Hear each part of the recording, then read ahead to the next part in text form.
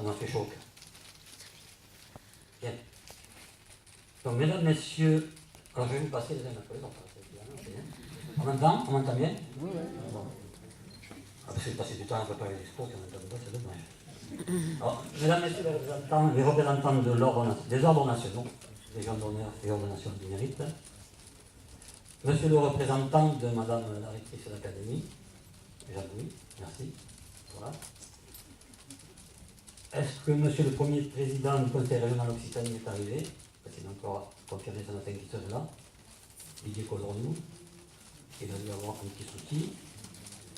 Monsieur le représentant du président du conseil départemental de l'Aude, Jules Escarré, je le vois. Voilà. Merci Jules. Monsieur le président de la Chambre de l'Aude, merci Pierre d'avoir trouvé du temps pour être avec moi ce soir. Ça me fait vraiment plaisir.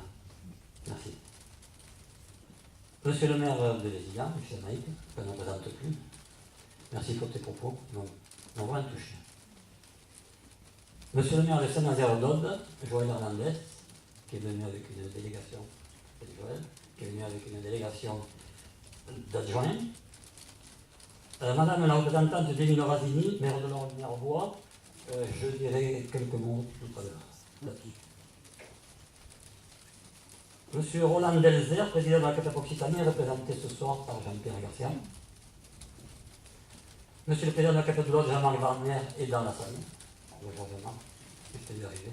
Merci. Monsieur le secrétaire général de la Fédération du bâtiment et des TP de l'Aude, Stéphane Sansigna est là aussi, je l'ai vu. Et un petit peu plus derrière. Nous sommes salués.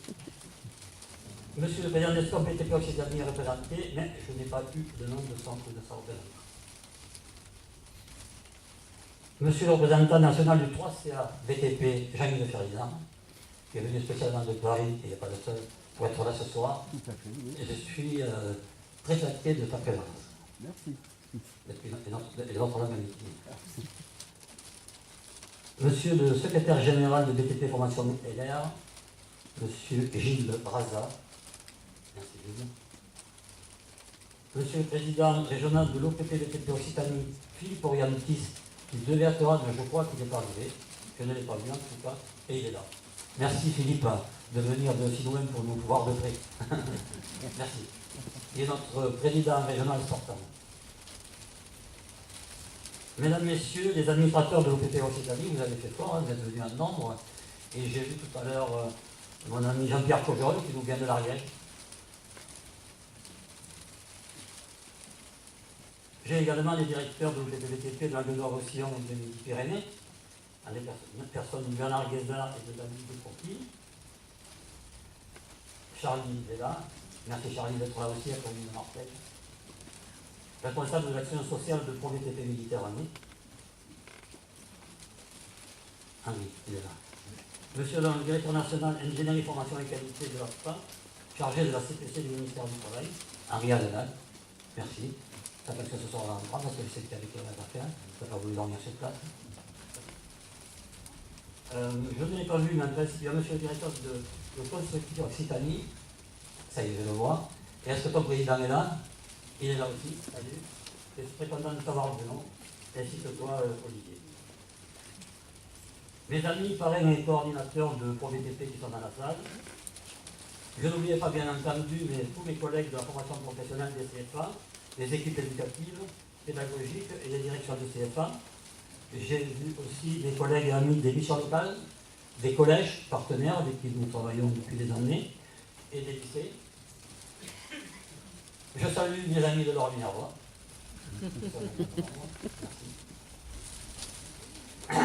Un grand merci, bien sûr, à toute ma famille, à sa fille, bien entendu, rien qui m'aurait été possible. J'ai bien entendu une pensée émue pour mon papa, pour vous indiquer.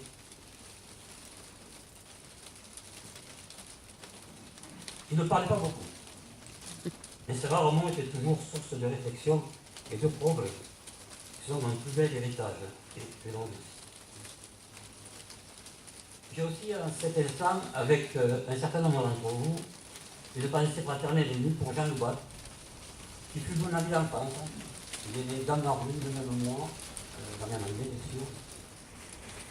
mon ami d'adolescence, mon frère d'armes, est maire de l'Orminervois. Et il nous a quittés il y a peu de temps. Nous avons aussi une pensée pour son épouse et amie Anne-Marie, qui, pour des raisons de santé, aujourd'hui, n'a pas pu se libérer. Enfin, un grand merci à mes amis du conseil d'administration de l'École Formation LR, de son président Jean-Pierre Garcia, de Franck Vidal, mon successeur et ami, qui m'ont fait l'honneur d'organiser cette manifestation en ce lieu. Et Gilles Cadillac, mon cher collègue ami, qui s'est occupé de nous faire préparer les gourmands. Merci. Je dis merci par avance. Je ne vous ferai pas un trop long discours. Je les chronométrer, il y en a pour 8 minutes. Voilà. J'ai donné 4 minutes à tout le monde, je n'ai plus 8. C'est ici, dans cet établissement qui m'est cher, que j'ai souhaité vous réunir. Parce que je suis né ici, professionnellement. Et j'ai affronté avec certains d'entre vous des moments difficiles, mais aussi des moments très heureux. Nous l'avons fait au service des jeunes et de la grande famille des bâtisseurs. Cette famille m'a adopté un certain mois de janvier de l'an 1974. Et puis j'aime ce coin de France où je suis né, entre Corbière et Minervois. Je ne parle pas que du vin, ça aussi. C'est ici aussi que mon père, valet de ferme à 14 ans, rencontra ma mère qui avait quitté l'Espagne à l'âge de 8 ans. Ce qui devait arriva et nous sommes amis. Ils sont tombés amoureux et ont fondé une famille française aimante. Ils ont donné naissance à 3 enfants, dont 2 que j'aime profondément. Nos parents nous ont éduqués par leur exemple de vie les valeurs morales et humaines qui font de nous des femmes et des hommes libres. Et nous nous efforçons chacun à notre tour de les transmettre de la même manière à nos enfants et à nos petits-enfants, surtout à nos petits-enfants, parce que les enfants, maintenant, ils sont grands. C'est cette France que j'aime qui m'a permis de trouver mon chemin personnel. Je suis fier de porter ces 2 histoires qui ont fait tant de choses ensemble. Elles ont su surmonter les peurs qu'elles éprouvaient de leurs propres différences dans une république qui n'a jamais cessé de les réunir. Voyez-vous, et malgré cela, je suis assuré, voilà. Voyez-vous, et malgré cela, au printemps de l'année 1960, mon instituteur, ne voulait pas me présenter au certificat d'études primaires parce que je n'avais pas le niveau qu'il indiquait à mes parents. Il avait probablement raison. Devant la déception de mes parents et de celle de mon père en particulier, je suis devenu instantanément ce que l'on pourrait appeler un paresseux contrarié. Au début, je me souviens avoir travaillé dur pour venger mon père. Ensuite, c'est le goût et la passion de réussir qui se sont emparés de moi, et comme vous le savez tous, mes amis, tout ce qui ne nous attend pas nous rend plus forts. J'aimerais d'autres qui m'interrogent. Énergie conquérante, me direz-vous, peut-être. Mais la rencontre, alors ça j'introduis cette phrase parce que j'ai eu au téléphone la semaine dernière 2 copains du centre d'apprentissage, j'avais 15 ans, on ne s'était pas vu depuis, ils m'ont téléphoné et on s'est vu tout à l'heure. Et là j'ai dit, j'ai déjà mentionné. Donc la rencontre dans le directeur du centre d'apprentissage de Narbonne, Étienne Salvetat, je le cite pour la première fois.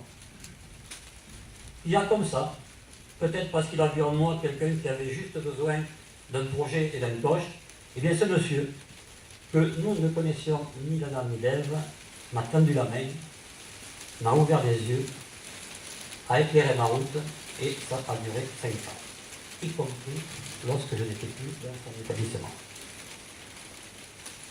Puis quelques années plus tard, c'est l'ascenseur social de mon pays qui est devenu pour moi, fils d'une immigrée espagnole, femme au foyer et d'un employé de mairie, eh bien, devenu pour moi le lieu de tous les possibles. J'ai beaucoup travaillé, mais j'ai surtout beaucoup appris pendant toutes ces années. J'ai appris, permettez-moi de citer Mandela, que l'on ne perd jamais. Lorsque je gagne, disait-il. Lorsque je perds, j'apprends. Et j'ai appris. Ah oui. J'ai appris qu'il fallait aller chercher dans la bibliothèque universelle, certes, mais aussi et surtout dans la pensée des autres, de quoi alimenter la sienne. J'ai donc appris qu'on ne gagne jamais seul. J'ai appris à chercher sans relâche et à trouver à chacune de mes étapes de la vie l'activité qui me plaît. Et à conserver les cap pour ne plus avoir à travailler. Pour ne plus avoir à travailler au sens où le travail serait une servitude. J'ai donc appris que le travail ne doit pas être considéré comme une aliénation, mais comme un moyen de s'épanouir, d'être heureux et de se réaliser. Que la résignation, puis la soumission à l'existant deviennent servitude consentie. C'est mon côté rebelle. J'ai appris à voir plus loin, à voir plus large, et à ne pas ranger les valeurs qui m'ont été transmises ainsi que nos fondamentaux dans le placard aux habitudes pour finalement les oublier sous la poussière du temps qui passe. J'ai donc appris à donner du sens aux choses. J'ai enfin appris à éclairer l'avenir pour inventer mon futur et être ainsi dans un processus créatif permanent. Dans tous les domaines, personnel, professionnel, philosophique et bien sûr affectif. J'ai donc appris à exister par moi-même en sortant de l'ombre des autres. Ça a été dit, j'ai rencontré des centaines d'adolescents dans ma vie, et encore aujourd'hui. Chacun d'entre eux est unique. Chacun d'entre eux possède ses propres talents. Chacun d'entre eux possède ses propres chemins d'apprentissage. Chacun d'entre eux possède ses chemins qui vont au savoir. Il y a autant de chemins d'accès au savoir qu'il y a d'individus. Et notre système n'en propose qu'un seul. Il va falloir apprendre à nos enfants, car le savoir n'est plus dans la seule tête du maître. Le savoir, il est partout. À l'école, dans la rue, dans la famille, sur son lieu de travail, ici même, sur Internet et plus encore. C'est le grand chantier de l'école de demain pour revenir à l'égalité des chances pour tous et revoir des enfants d'ouvriers réussir de beaux parcours de vie. Beaucoup de ces ados sont en difficulté. Et parmi eux, je puis vous l'assurer, il y a beaucoup de jeunes talentueux. Peut-être ne le savaient-ils pas eux-mêmes. Mais chacun de ces talents à qui on n'a pas transmis les fondamentaux et qui n'en ont pas pu se révéler sont des talents gâchés. Le devoir d'éducation collective nous concerne tous. Est-ce que vous aimez être aimé? Ouais, moi aussi. Et eux aussi. Tout le monde s'est baigné dans la rivière de son enfance, comme le chante Michel Sardou, mais moi, voyez-vous, je suis resté mouillé. Et c'est pour cela que je les comprends, que je les aime et que je me suis mis à leur service. Nous avons à accompagner les talents et trouver avec eux le bon terreau dans lequel ils pourront s'exprimer et finalement réussir dans la vie. Certains d'entre eux rencontreront ça et là des difficultés de tous ordres. Mais qu'ils sachent que l'on n'a rien sans projet, sans travail, sans sacrifice, sans effort. Et si vous me permettez cette sympathique métaphore,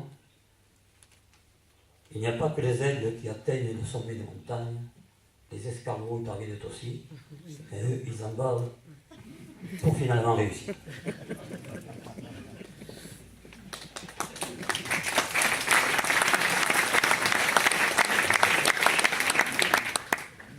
Je ne sais plus d'où me vient cette expression, mais je vous la livre.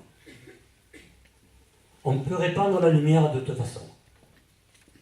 Être soi-même la bougie, ou bien le miroir qui la reflète.